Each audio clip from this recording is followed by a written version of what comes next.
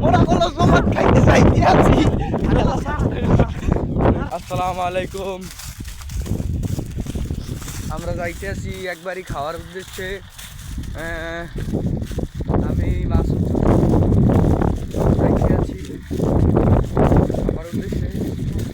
মোর দিকে ক্যামেরা দরকার আচ্ছা আল্লাহ জিলাপি মিষ্টি সিন্নি জানি না কি দেয়।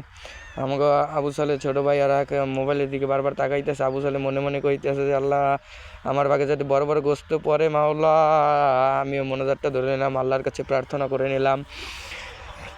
মোনাজাত ধরতে ধরতে এদিক ওদিক তাকাচ্ছি, তাকানোর ফাঁকে ফাঁকে মোবাইলের দিকেও তাকাচ্ছি।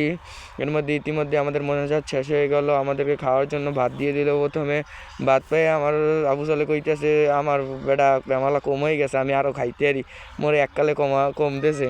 হ্যাঁ, এর মধ্যে মাসুম আবার মোবাইলটা থাপা দেওয়া ধরছে। এর মধ্যে আমার গোস্ত দেখে এ ডাবার মাসুম কইতেছে মোরে এক টুকটা গোস্ত দেয়। আসলে ওর তো দেওয়া যাবে না, ওলার বেলা খালি খাইতেই দেয় বুঝছেন। আবু সালে তো খালি খাইতেই আছে, আবু সালের খালি বেশি দেয়। ওই দেন তরকারি দেখে তাকায় কেমনে।